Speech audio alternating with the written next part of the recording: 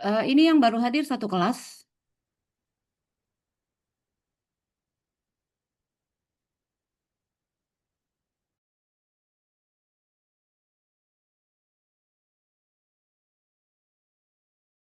Dengan kesepakatan kita kemarin. Oke, pagi ini Ibu mencoba untuk merangkum semua apa aja yang seharusnya ada di materi MAIS gitu ya. Walaupun sebenarnya kita sudah berjalan dari eh, 3 pekan yang lalu gitu, sehingga pada akhirnya kemarin sudah terbuatlah apa, sudah terrealisasi dalam format proposal dan itu pun sudah ditandatangan. Nah, baik dari Ibu dan dari Korprodi, cuman Ibu belum menerima lagi update-nya. Apakah dananya sudah cair atau masih proses? Bagaimana ketuanya, Sabil?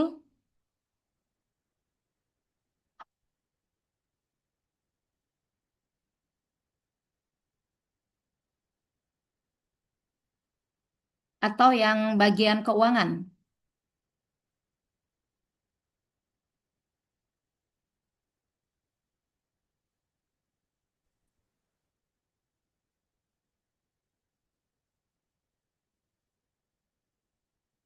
Tim panitia, wakilnya Sabil siapa? Sabil belum hadir?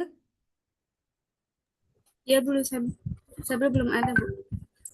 Nah, bagaimana progres terkini berkaitan dengan pencairan dana dari fakultas?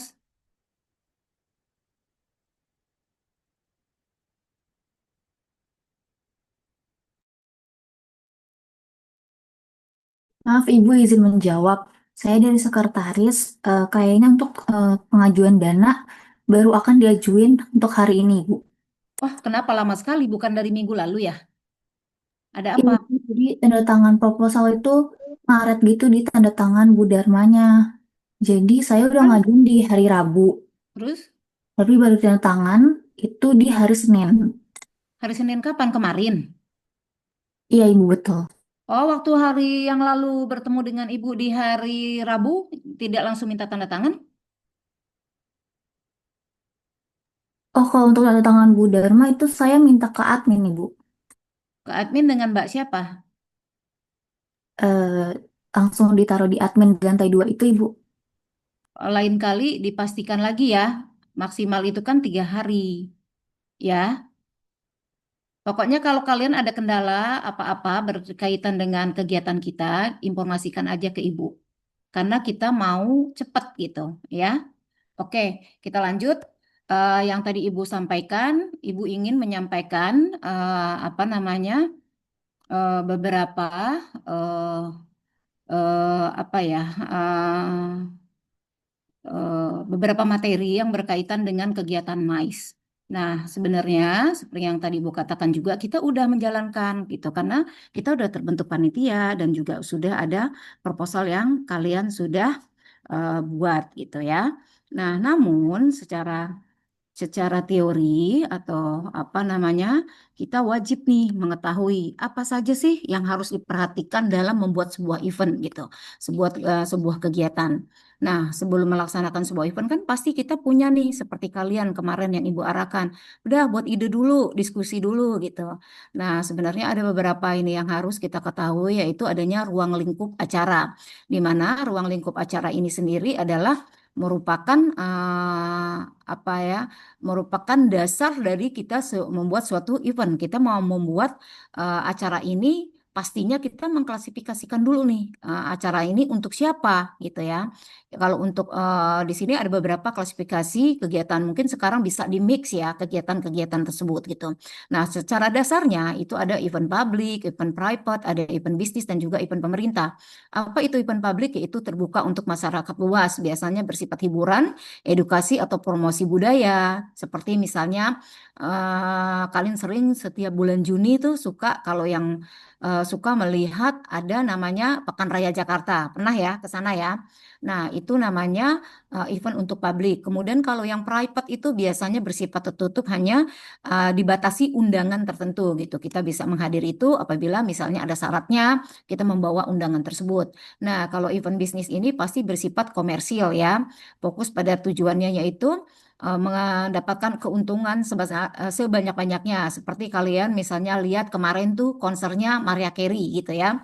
Nah, di situ benar-benar orientasinya untuk bisnis ya. Kemudian kalau pemerintah, nah ini biasanya dikelola oleh lembaga negara bersifatnya formal dan sering melibatkan protokol resmi, bisa berupa konferensi, pertemuan diplomatik, atau acara kenegaraan.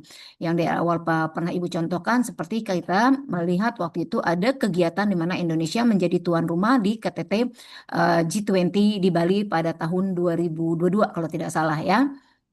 Nah, kemudian dari keempat kategori ini kita bisa melihat bahwa ruang lingkup acara itu akan mempengaruhi cara manajemen event itu dijalankan. Nah, karena tadi udah ada klasifikasinya, ada public, private, bisnis, dan pemerintah. Pasti cara-cara dalam menghandle kegiatan ini pun akan berbeda, ya. Kemudian ada beberapa aspek di dalam sub-aspek manajemen acara. Ada yang berkaitan dengan aspek digitalisasi event. Nah, dulu kita misalnya waktu zamannya apa ya? Adil Subono kalau menyelenggarakan kegiatan itu kan kita biasanya beli tiketnya tuh secara awal-awal itu masih misalnya ngantri apa gitu, tapi lambat laun kita bisa membeli secara online, tapi bentuknya masih tiket juga. Tapi kalau sekarang udah berubah dengan adanya digitalisasi itu biasanya udah menggunakan scan barcode gitu ya. Nah, kemudian ada berkaitan dengan subaspek sustainability. Nah, di mana dalam penyelenggaraannya harus ramah lingkungan dan memberikan dampak positif. Nah, misalnya mengurangi plastik atau menggunakan energi hijau. Sering kita lihat beberapa kegiatan-kegiatan itu mereka mengkampanyekan bahwa kita harus apa ya peduli dan ikut menerapkan adanya sustainability atau keberlanjutan ramah lingkungan. Nah, kemudian event itu juga sebagai seni dan sebagai sains. Maksudnya apa? Nah, menurut Baudin ini manajemen adalah event manajemen itu adalah perpaduan antara kreativitas seni dan juga sistematis ya, sains itu sistematis seperti kalian misalnya kita menyelenggarakan acara pasti kan kita ada hitung-hitungannya ya, jangan sampai kita rugi minimal kita BEP gitu ya. Tapi kalau komersil pastinya harus untung, tergantung kita mau profitnya berapa yang kita taruh berapa persen dari harga harga harga daripada event ini gitu ya. Nah, kemudian sekarang kalau kita lihat bukan hal yang baru lagi ya, tapi ya, IO itu juga bisa sebagai profesi. Misalnya kalian bisa sambil kuliah, itu kita bisa kalau kalian kreatif dan kalian mau bekerja gitu. Sebenarnya kecil-kecilan itu bisa gitu dari lingkup terkecil aja dulu dalam kelas, dalam fakultas, dalam lingkungan universitas, bahkan di luar itu bisa menjadi profesi menjadi sebagai event organize ya. Itu seperti apa? Pastinya kita harus memiliki pengalaman-pengalaman atau jam terbang terlebih dahulu ya.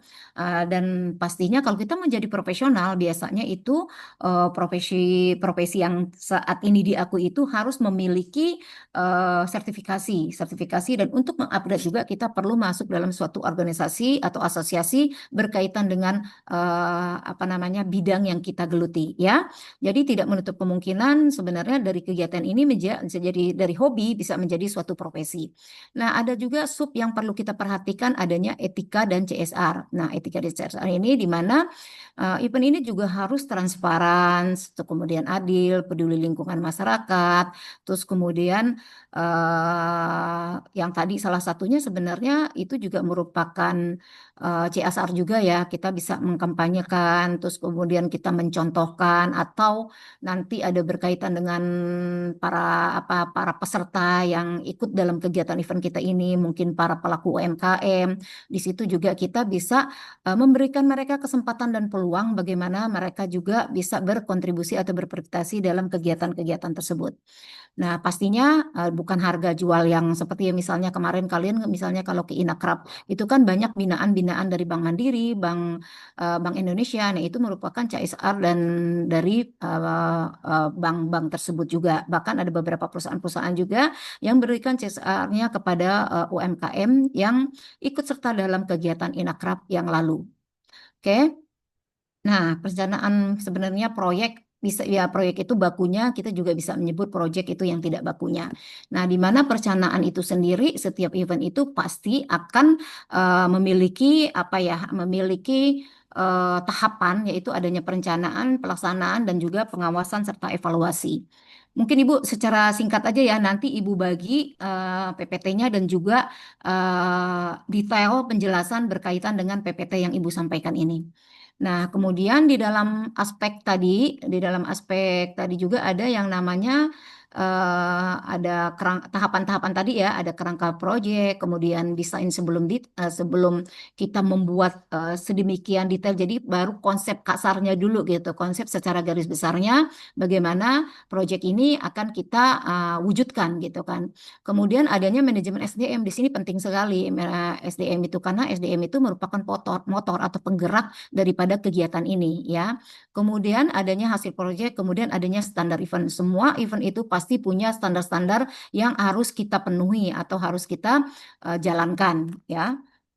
Kemudian adanya perencanaan SDM tadi, perencanaan, kemudian ada perencanaannya di sini kira-kira nih siapa saja yang akan terlibat dalam kegiatan ini. Pastinya kita akan memilih orang-orang yang kompeten di dalam semua bidang yang nanti akan kita buat dalam suatu event ini. Nah, seperti kalau kalian kemarin memilih ketuanya, kemudian siapa koordinator acara, siapa koordinator keuangan. Nah, itu kita memilih bukan sembarang-sembarang kita pilih. Udah karena azas like and dislike itu nggak bisa, karena event itu tergantung juga siapa yang kita tempatkan. Intinya perencanaan SDM ini kita ingin menempatkan orang-orang yang benar-benar tepat di posisi yang tepat gitu, sehingga hasilnya yang kita harapkan sesuai dengan harapan yang kita inginkan gitu, yang ingin kita capai.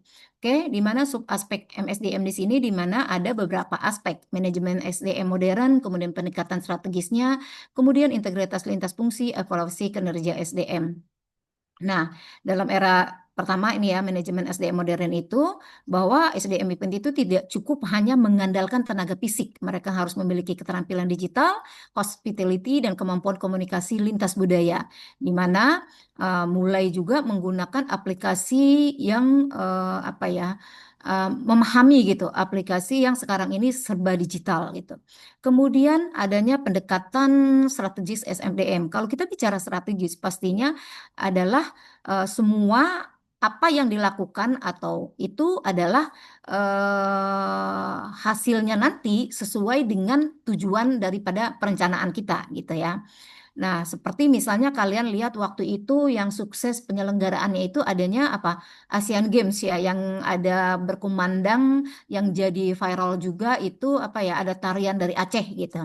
Nah, di situ juga antara kesatuan semua tim, semua departemen kebagian terkait itu terlihat kompak dan menyatu gitu ya. Nah, sehingga di situ kelihatan strategis itu artinya semua berjalan sesuai dengan rencana dan tujuan daripada kegiatan yang kita harapkan. Nah, kemudian ada integrasi lintas fungsi. Nah, di dalam SDM sendiri, kalau kita kembali ke kegiatan yang kemarin kalian udah bentuk proposalnya, jadi harus ada integrasi antara ketua, wakil ketua, ya, bendahara, sekretaris, masing-masing bagian, dan masing-masing bagian itu harus satu, nggak ada. Misalnya tadi ketua belum ada, wakil belum ada, bagian keuangan bisa menjawab gitu ya. Jadi kerjasama tim gitu. Bukan oh ya udah bayarin aja bagian dia, jangan tidak peduli. Misalnya ini bagian perlengkapan, kita tahu ini nggak cocok atau apa nih kurang kurang tepat, kurang ini. Kita nggak apa-apa, selaku tim itu kita harus kasih mengingatkan dan selalu memberikan masukan gitu. Karena apa? Untuk kesuksesan acara kita. Jangan masing-masing jalan masing-masing, nggak akan berhasil suatu acara ya. Kemudian kita evaluasi juga kinerja dari SDM. Evaluasinya kapan? Nanti enggak, tapi tiap tahapan yang kita lakukan itu harus ada evaluasinya. Ya, oke. Kemudian mengelola relawan. Kita sering kalian bisa pernah menjadi volunteer nggak dalam suatu kegiatan? Nah, itu namanya relawan. Nah, relawan di sini bisa ada yang berbayar, bisa ada yang juga tidak berbayar gitu. Tapi peran mereka sangat penting dalam kegiatan yang akan kita selenggarakan. Untuk itu kita jangan pandang enteng terhadap relawan. Udahlah, nggak apa-apa. Misalnya tidak dibayar, yang penting mereka ada aja, nggak bisa begitu. Jadi kalau relawan juga benar-benar kita memastikan bahwa mereka itu relawan yang benar-benar benar-benar bisa mensupport kegiatan acara kita. Di mana ada beberapa aspeknya, yaitu kita tanya nih saat rekrutmen, kan ada proses-prosesnya ya, dalam kita juga menentukan relawan atau menerima relawan tersebut gitu. Ada proses rekrutmennya, terus kemudian sesuai dengan SOP kita atau tidak, dia memiliki KSA atau tidak, knowledge dan skill ability-nya sesuai dengan harapan kita atau tidak. Kemudian kita evaluasi lagi dari hasil rekrutmen tersebut. Kita benar-benar memastikan memilih orang-orang yang tepat yang bisa mensupport kegiatan kita. Kemudian di dalam suatu event juga kita perlu adanya legalitas atau hukum yang berkaitan dengan hukum. Semua kegiatan kita ini harus ada payung hukumnya, harus ada dasarnya dan memang dilindungi oleh hukum gitu. Jadi artinya semua kegiatan kita ini harus mengikuti standar yang benar-benar standar yang berlaku gitu. Misalnya kalau kita melakukan kerjasama, harus ada kontrak kerjasamanya, harus ada kesepakatannya, harus ada legalnya gitu ya. Nah, misalnya di dalam misalnya kita memilih venue. Nah, venue juga kita perlu memperhatikan bagaimana keamanannya, bagaimana fasilitas yang sudah mereka janjikan, itu kita harus pastikan bahwa yang kita dapat itu sesuai dengan kontrak dan perjanjian dan sesuai dengan aturan yang berlaku gitu ya. Karena bila terjadi sesuatu hal yang tidak kita inginkan, kita memiliki dasar untuk menyelesaikan secara baik musyawarah maupun secara hukum gitu ya. Oke. Kemudian nah, berkaitan juga SDM, ketenaga kerjaan dan keamanan selama melakukan kegiatan, selama melakukan proses, maupun setelah adanya kegiatan. Nah, itu juga hukum ketenaga kerjaan itu juga berlaku untuk para SDM yang terlibat dalam kegiatan kita, gitu ya.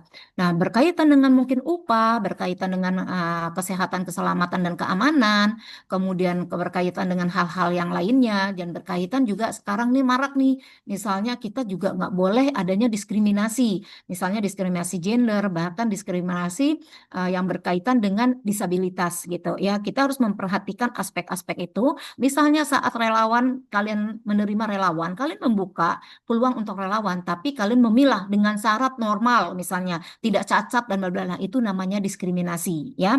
Misalnya berkaitan dengan K3, nanti misalnya tim perlengkapan datang lebih awal atau lembur dan segala macam gitu.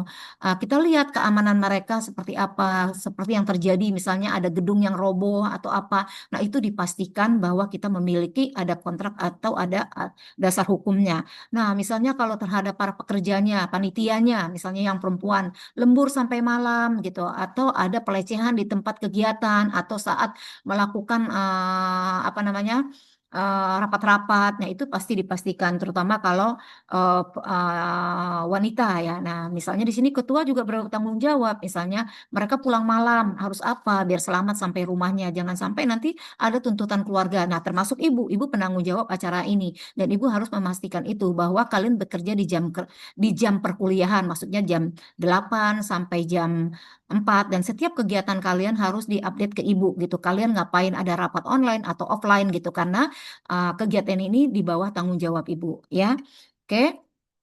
Kemudian yang tadi analisis pekerjaan dari kita merekrutmen SDM-nya, kita pastinya udah memiliki nih analisis pekerjaan masing-masing bagian, masing-masing orang-orang yang akan terlibat dalam kegiatan acara ini. Baru kalian mensosialisasikan, memastikan bahwa mereka memang kompeten dan bisa menjalankan tugasnya mereka masing-masing.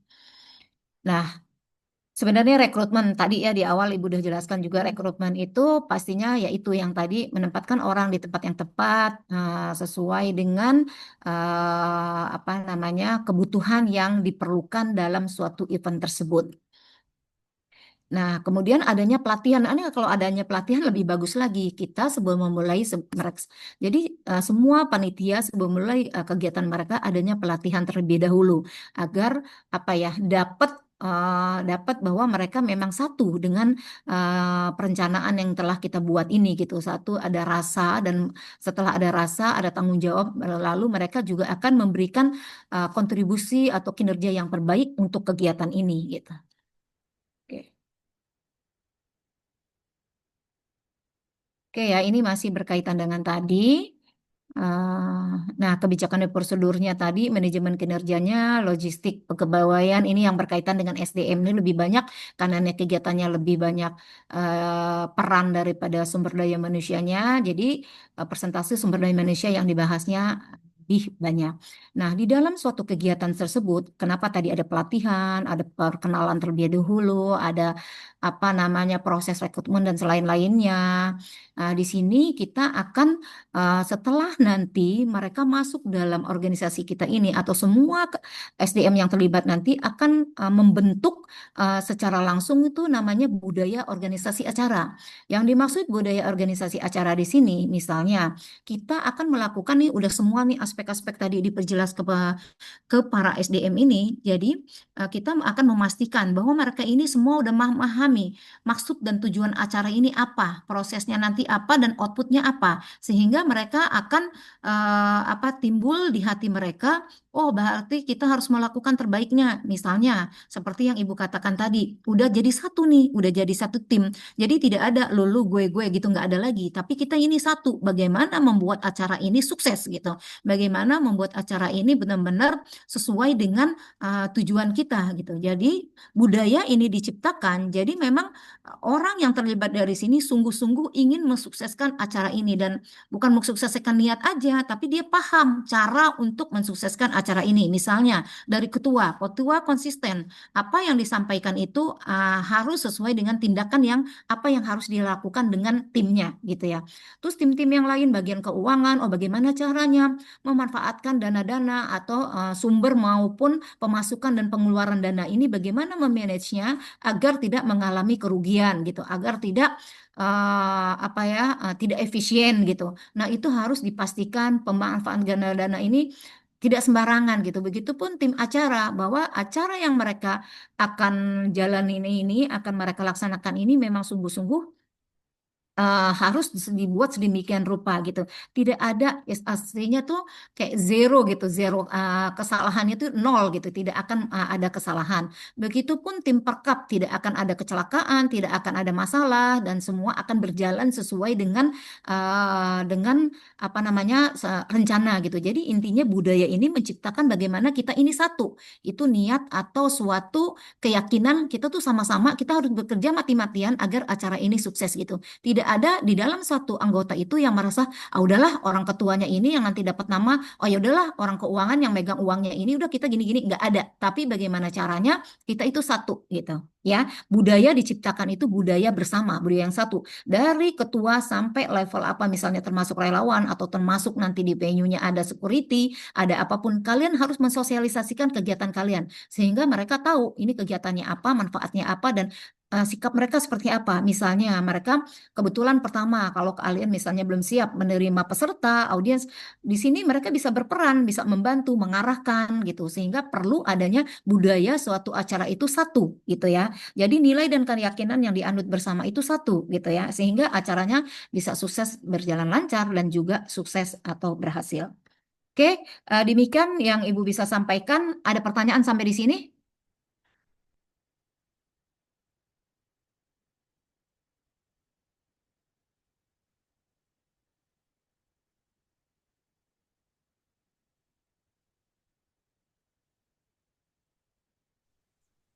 Ibu, saya izin nanya.